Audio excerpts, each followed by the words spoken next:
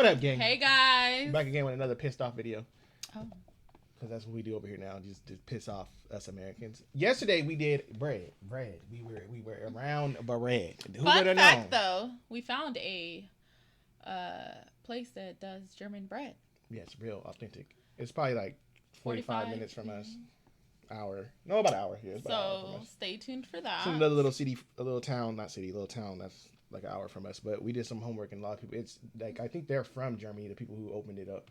And they tried to, and they're keeping it original, like the bread and everything they make is all, it's not like she said it Americanized. She said it looked like something. It was like a part of a movie or something like that. That it looked like from the movie something or the show. When we go, we'll video, y'all can see it. So stay tuned. Today, we are here with beef. Meats. The meat. We have, I'm so nervous. This is why nobody wants our meat. Okay. Nobody wants America's meat. Pause. I feel like just a little, I feel like it's going to go off of like, because of how our animals are treated. I think it's going to go to that. Or like, it's going to be like how they feel like, you don't got no free range or something. I know it's going to go somewhere in that. Chemicals, it's going to be everything. Everything. A little bit of everything.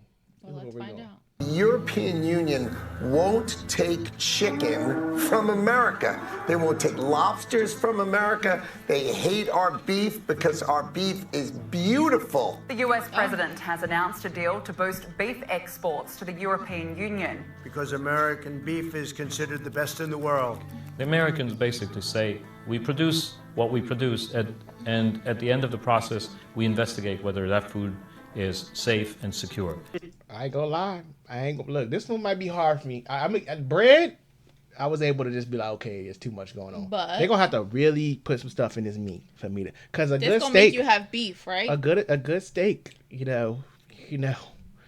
delicious. It's delicious. They gonna have to really throw some chemicals in here, something to make me be like, I can't eat it no more. Don't say that. There's no risk from consuming U.S. beef. Some of our scientists, and by the way, some American scientists, have decided otherwise, that there is a risk. I will not subject my children to anything that is unsafe. If I wanted to put these guys on growth stimulants or steroids, I could take about 6 months off the time that they're here and get them up to that same weight, 15 to 1,600 pound range in 6 months less time. Why can't we sell our product to the European countries? Wondering why the United States has had a decades-long battle with countries like Australia, Argentina, the United Kingdom, and the European Union over beef? But they banned American beef. And why don't other countries around the globe really want it? They won't take any of our beef. Well, let's take a look. Nobody want a beef?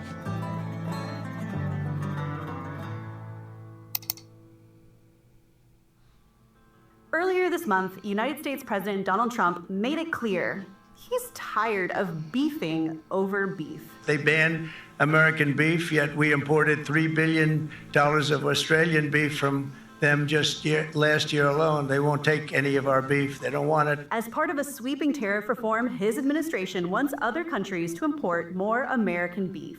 Now, this is actually really interesting because, technically speaking, there actually isn't a ban on American beef in Australia. The U.S. could import beef at any time if they wanted to.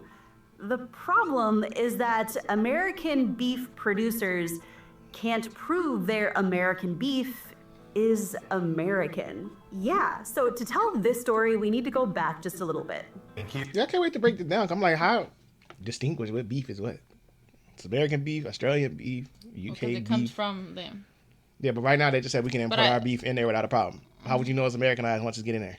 Well, you better have a birth certificate for it. That's crazy work. So we could just bully ourselves in there basically and just send our beef if we want to. That's what they're saying. Australia has no control over it. And he says, ship that beef. Ship that beef. That's crazy work. The fallout has already started as mad cow in U.S. The mad cow disease in Washington State broke out.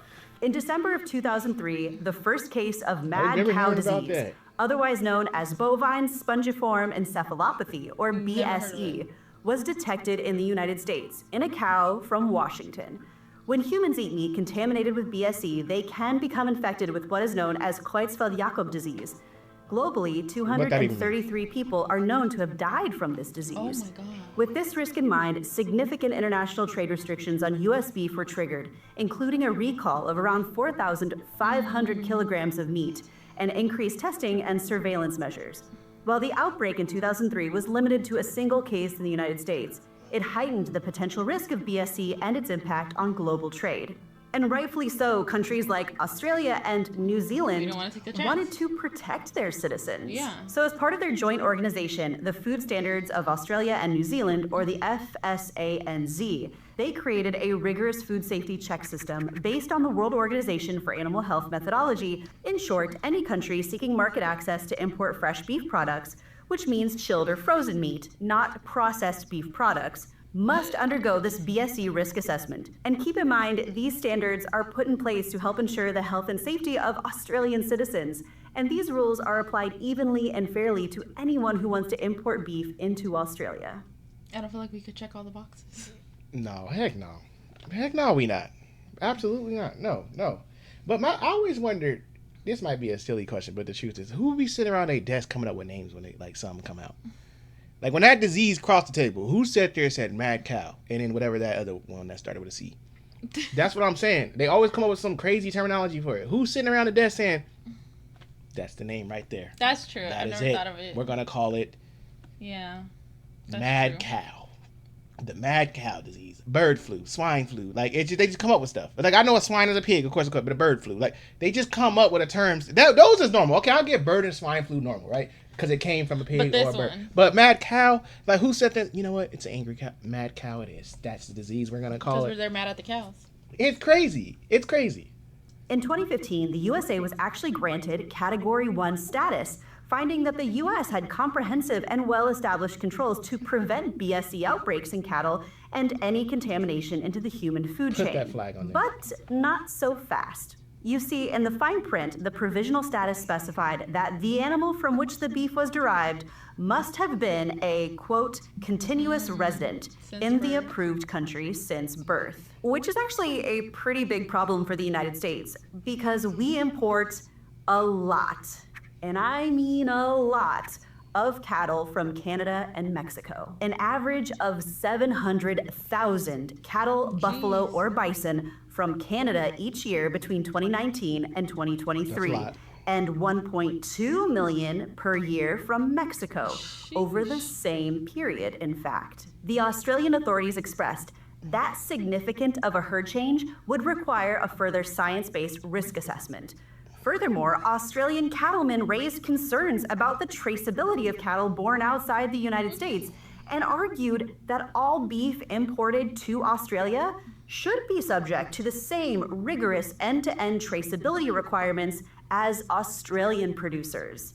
In all fairness, the United States actually does have a national traceability system put in place, but pretty much everybody is in agreement that it is nowhere near as rigorous as the electronic traceability system that exists in Australia. And this is pretty much the exact same reason why Argentina also doesn't allow the imports of American beef. An official ban on U.S. beef has been lifted since 2018, but the country has maintained a restriction on live cattle imports until the two countries can finalize a new sanitary certificate. Another question is, okay, like that one farmer, I'm going back to the beginning, but like she's talking about like trading and, not trading, but shipping beef. Yeah. If they don't, I'm not for the hormone growth or anything like that. I feel like it's not great, but let's just say we allowed the cows to grow normal. Mm-hmm. Would there be enough for people if you allowed the cow to grow at a normal rate, which I believe they should? I feel like it would be, but I don't feel like it'd be in the time. The timing won't work. With the population growth at what it is, like it's way more humans on this earth than back then. Yeah. But if you allow an animal, not even just cow, but we talking about beef, but you allow an animal to take its natural growth rate, would there be enough meat to supply the world? I feel like yes. Because I feel like that's why they boosted it, because they probably felt, it's not enough. What is considered your household amount though? I don't know. Because you have to think if you're a family of 6 or you're a family of 10 or you're a family of 4 it kind of goes like. Because I know certain countries, certain places don't eat meat. Like India, they're a big vegetarian population, so that might benefit some of the world. Like it might shift some of the meat. But I just think a lot of Americans, U.S., we consume a lot of meat. if you allowed them to grow at a normal rate, with that, is that the reason why they push the hormone rate up to make them grow faster so they can have more meat on the shelf? Which I still don't. I'm not saying I agree with it. I'm just asking the question. Yeah. Is that why they did it? I feel like it was I think it's like the timing thing. I feel like they want stuff to be coming out so quick. That's what I'm saying. That's why they. I don't think it's I'm thinking it just popped in my head right now. I don't think it's the household consumption of meat. I think it's the restaurant industry. Oh, that too, because you got to think fast like food. You're eating meat once a day, but in a restaurant, it's like multiple people Like ordering fast the food, same they thing. Yeah, shipping out burgers, McDonald's and all them, flying out burgers left and right, and I think that's what boosted the growth hormone. Why they needed more meat out there. So there's actually a bit of a stalemate going on at the moment. On the one hand, the Australians and Argentinians feel very strongly that any beef that's imported into their country should be held to the exact same standards as the beef that's produced within their country. Definitely, yeah. Which I think is a fair ask.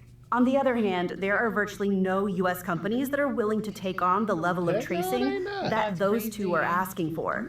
There isn't a feasible way where they could do that while still making their product a cost-efficient product to ship to such a far-off destination. But it actually isn't just Argentina and Australia that have bans on American beef.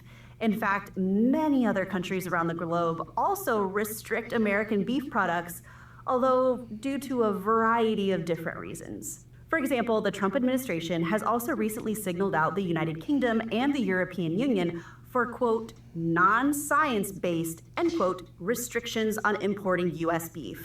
Non-science-based restrictions.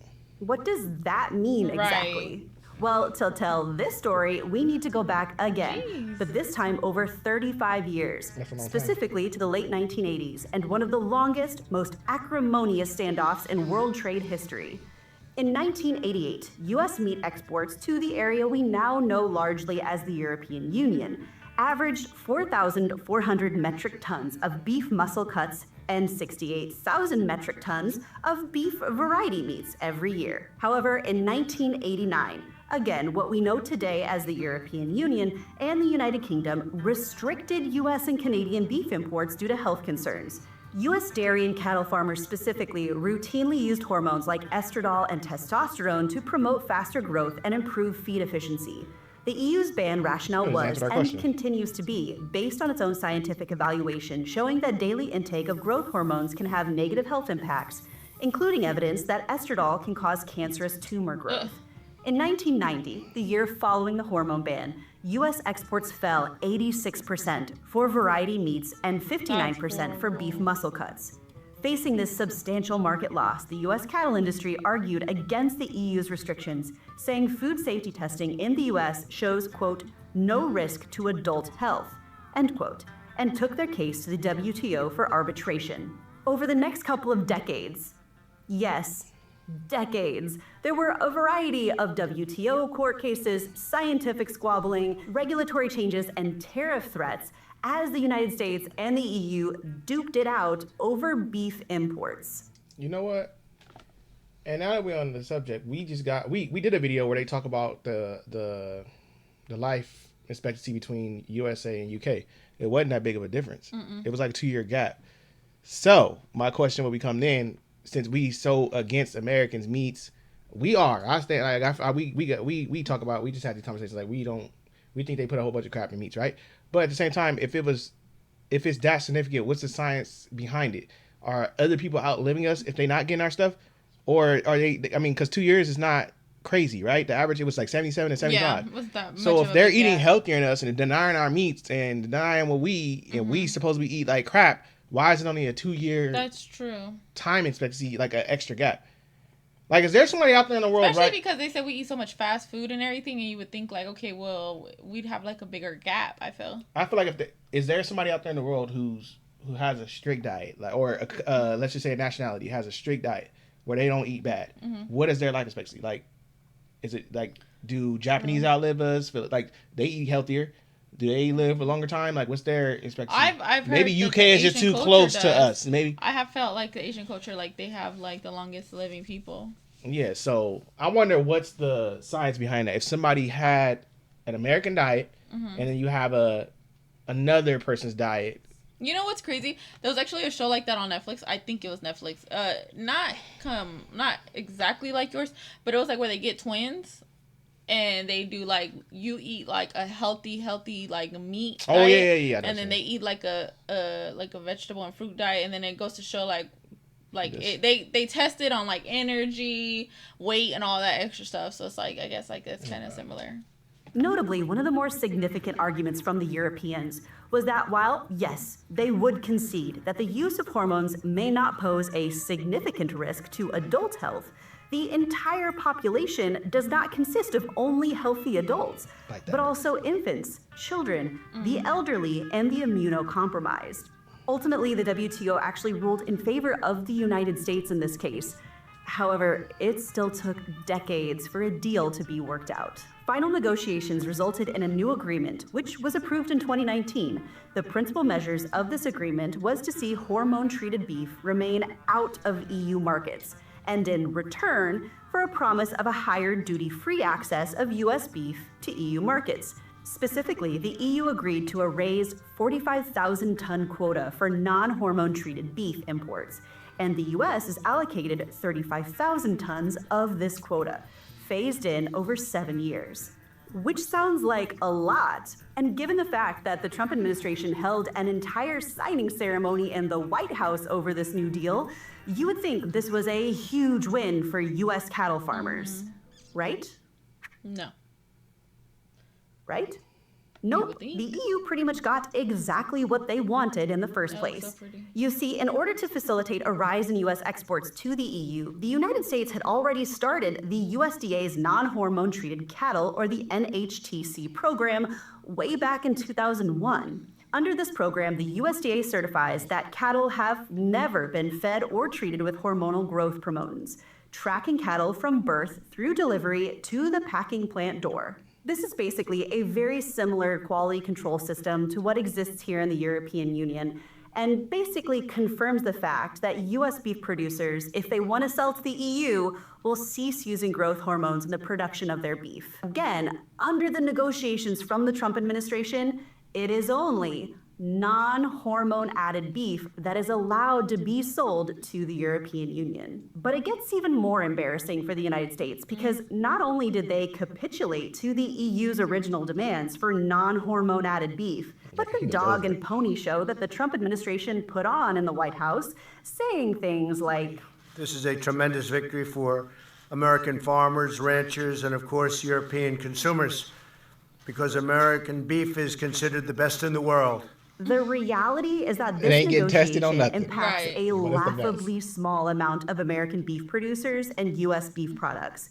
Given the extensive documentation requirements for certifying cattle, many American producers have expressed that this production and certification is really just best suited for relatively small calving through finishing operations, and that cattle transfers would be pretty much impossible to do. And given the costs associated with registration, certification, and documentation, not to mention just the hoops you have to jump through in order to produce beef under these regulations, yeah, most farmers just aren't willing to do it.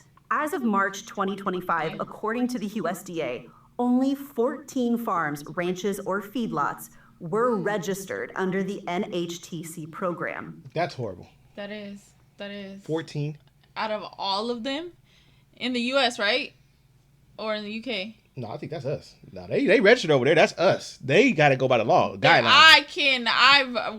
That is. We could drive by 14 in our. I was literally going to say that. I'm like, we can literally drive by 14. What the crazy thing is, I think what it is because that cost. I was going to say, what if they are, but it's that cost? No, they can do it. They want to cut costs to put money in their pocket. Yeah. That's why they be out there petitioning, because they want to cut costs and do it the hormone way, growth, and make the fast money, and they don't want to follow the laws to do it the right way. That's simple as that. It's money. It's a money game. Are any of those in our town? No. Probably. We are a farm producing town. So yeah. I mean, we produce the oil, we produce the eggs, we got the potatoes here. We got a lot of stuff here that's shipped across the world. Grapes, we just found out. I didn't know we was the #1 in grapes. So we are an agricultural town. So yeah. We should be on that list somewhere.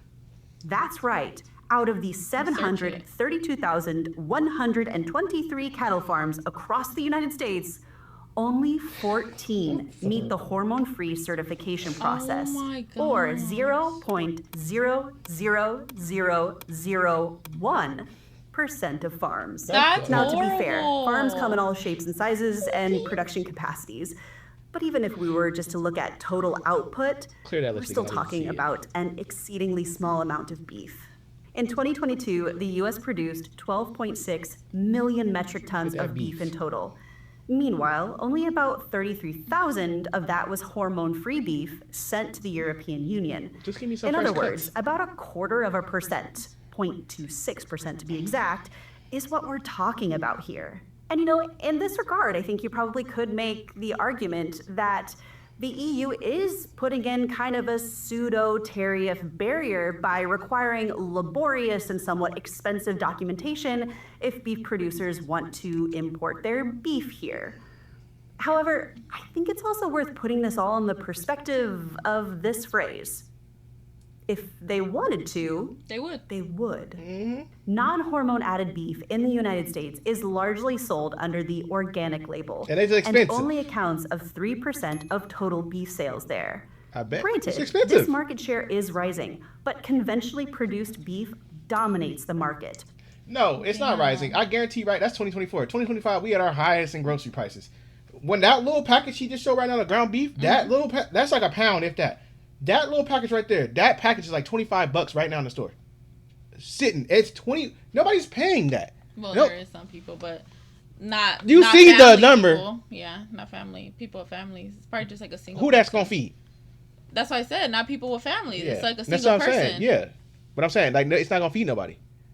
Even if you wanted to a pound, I can eat a pound by myself. That's what I just said that. I'm not single debating. People. I'm saying I know single people, but I'm saying like the app. That's why it's so low. Yeah. Nobody's, even if it was able to feed people, nobody's paying that price for the price of meat. I'm not saying yes. I know a single person nobody's gonna pay that. That's sitting on a shelf. I guarantee that number's lower in 2025. Yeah, guaranteed. Probably. Holding 92% of sales, and grass-fed beef the remaining 5%. Yet while the organic beef is largely considered a luxury item in the United States, it's standard practice here in the European Union. In the EU, livestock are often fed diets that emphasize grass and forage, rather than the grain-heavy diets commonly used in the United States. And basic standards here prioritize natural feeding practices, with many farmers opting for grass-fed and organic feed to produce beef that is both high quality and nutrient-rich. Now, yes, this does mean that the wholesale price of beef here in the European Union is higher than that in the United States, and probably also contributes to the statistic that Europeans just don't eat as much beef as Americans do. But in the United States, we hear this argument often that U.S. beef producers couldn't possibly switch to an organic means of production, that not using hormones would be incredibly expensive and the beef market would collapse. But I really kind of have to question that, because if the EU can do it, why can't the United States? We can't do nothing. And that brings me to my final point. The thing to keep in mind is that even if the United States started only producing organic beef tomorrow, for places like the European Union, Argentina, and Australia, they don't need U.S. beef per se. In all the countries and economic zones that I just listed, production capacity actually exceeds domestic demand. Australia, for example, produces significantly more beef than it consumes, exporting around 68% of its total beef and veal production. Argentina, ranked, by the way, as #1 in the world for beef consumption per capita, also produces far more beef than is consumed domestically. And the EU, while not as heavy on the beef diet, as a whole is still largely self-sufficient in beef, producing more than is consumed domestically each year, leaving a relatively small exportable surplus of about 8 to 10% of production. So I wonder, in those places, what is their alternative if they don't eat a lot of beef? I wonder what else they eat. So I know in Germany, he said they eat a lot of pork. And potatoes. Or where you see meat? Yeah, sausages. But it got to come from something. It still could be beef or pork. True. So Germany, I do know for sure they eat more pork over there. So I wonder in the UK, what is their alternative if they don't consume it? In Argentina, what they just Maybe said. chicken? Oh, yeah, I forgot about the bird. Forgot about the bird. Chicken might be one. But that's crazy because I don't know if I can take beef off my plate. Beef and you gotta also think other places eat other things. Like there's people that eat like deer and stuff like that, or bison. And they be eating all kind of different stuff. It is, however, worth noting that the UK specifically does not have a beef surplus. And I want to make this distinction because the United Kingdom is no longer part of the European Union thanks to Brexit. However, that being said, the vast majority of the imports that the UK has of beef largely come from Ireland. It's somewhere in the ballpark of 76%. But on a larger meta level, the UK and the EU's ability to produce high-quality goods also skews the agriculture and food trade deficit. We mostly export high-value products here: wine, spirits, charcuterie, olive oil, cheese, while the US exports low-value commodities: soybeans, feed corn, wheat.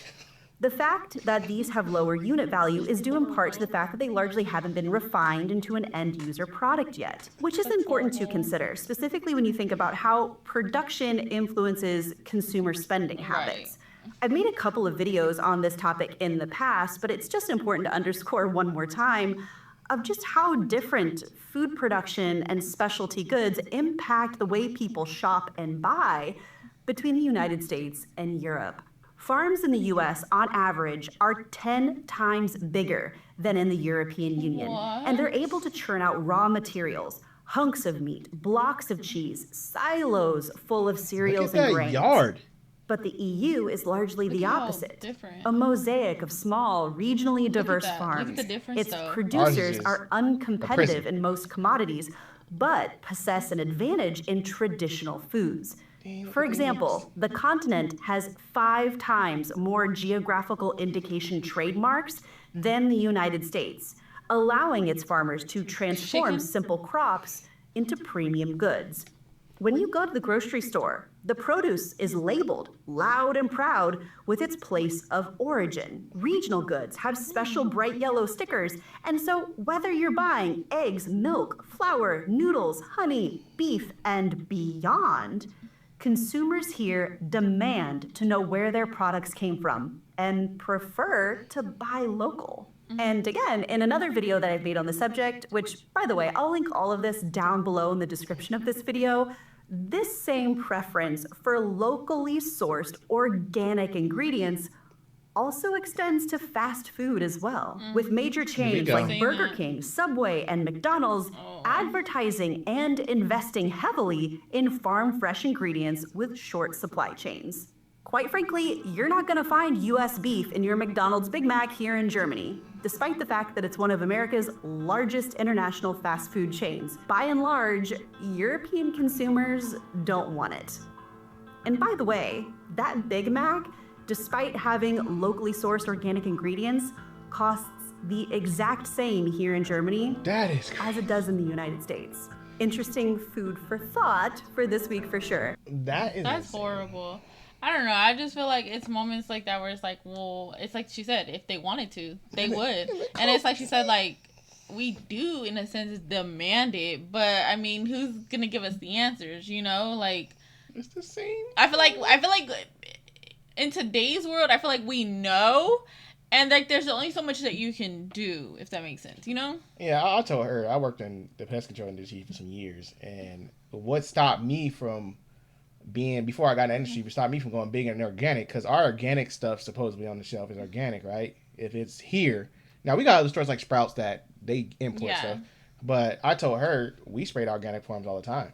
And I can tell you one thing, there was times where the organic stuff was not doing the job. So we had to revert to the natural, we had to revert to the other stuff. Yeah. So I used to tell her all the time, like, I'm not paying, I can get a regular avocado for this price. I'm not paying $5 for this organic one when I know for a fact. Yeah. You know, so... But I'm definitely, I feel like I'm going to go back on that that part where it says, like, the one where it's, like, only 14. I'm going to see if if we're close to any of them. Just of curiosity. My grocery shopping list is about to take a time to go shopping. They're making us grocery shop so different. I used to judge people who be in there, like, scanning stuff, looking at stuff. I'm about to become those people. Right, we about to become... Nope, this ain't it. This ain't it. Let us know what you guys thought about it down below in the comment section. Don't forget to like and subscribe.